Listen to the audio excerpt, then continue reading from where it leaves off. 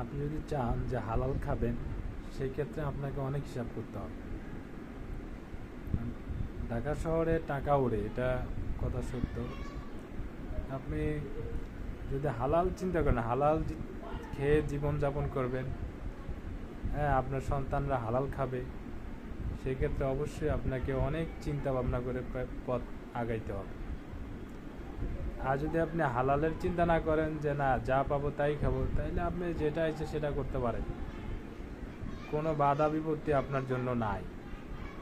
কারণ আপনার মধ্যে ওই বিবেচনা বা ওই মানসিকতাই নাই, হালাল খাওয়ার মানসিকতাই নাই, আপনার চিন্তাধারার মধ্যেই নাই।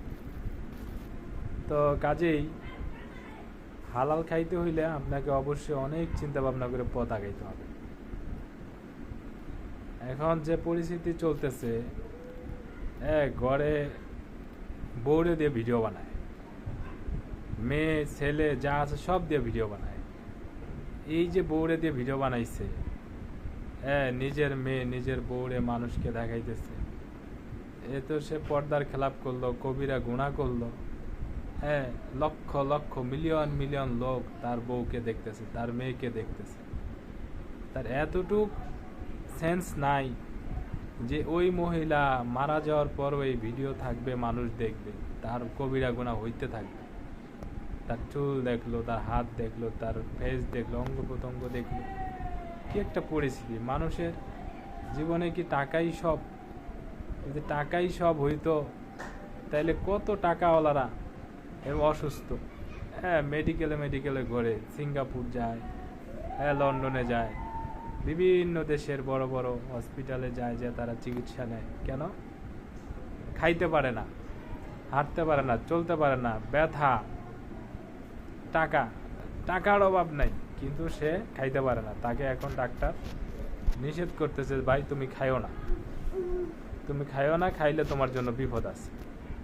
ঠিক আছে, তো মানুষের জরুরত আছে, তাকে খাইতে হবে, তাকে পড়তে হবে, তার সংসার চালাইতে হবে, জিন্দেগি যাপন করতে হবে।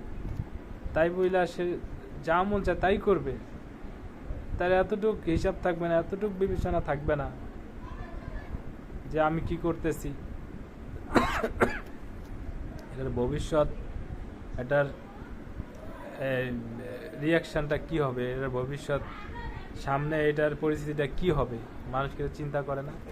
মানুষকে চিন্তা করে, মানুষকে বলে চিন্তা করে না, এখন কেউ চিন্তা করে না, চিন্তা করে না, চিন্তা করতে হবে রে ভাই। সবার মতো তো আপনি জীবনযাপন করতে পারবেন না, সবার মতো তো আমি জীবনযাপন করতে পারবো না। আমাকে হিসাব করতেই হবে, আমাকে চিন্তা করতেই হবে। যদি আমাকে কবরের আযাব থেকে বাঁচতে হয়, আল্লাহর আদালতে দাঁড়াইতে হয়, আল্লাহর সামনে আমাকে হিসাব দিতে হয়, অবশ্যই আমাকে এই চিন্তা করতে হবে, অবশ্যই চিন্তা করতে হবে। দুনিয়ার মধ্যে সাময়িক সময় কষ্ট হবেই, সৎ পথে, হালাল পথে, হালালভাবে রুজি রোজগারের ক্ষেত্রে আপনাকে চলতে হলে অবশ্যই আপনাকে হিসাব করতে হবে। কষ্ট তো হবেই। আল্লাহ পাক এই কষ্টই তো পরীক্ষা। যত জায়গায় যত রকমের কষ্ট হবে, এটাই তো আল্লাহর পরীক্ষা। এই পরীক্ষার জন্যই তো আল্লাহ দুনিয়ার মধ্যে পাঠাইছে। বলে তোমাদেরকে পরীক্ষার জন্য দুনিয়ায় পাঠানো হয়েছে। বলে পরীক্ষার মধ্যে কে উত্তীর্ণ হয়, কে ভালো আমল নিয়ে আসতে পারে, এই জন্যই পাঠানো হয়েছে দুনিয়ার মধ্যে। এই জন্য ভাই যা করবেন হিসাব কিতাব করে করেন। এই 2 দিনের দুনিয়ার জন্য আখেরাত নষ্ট করে দেন।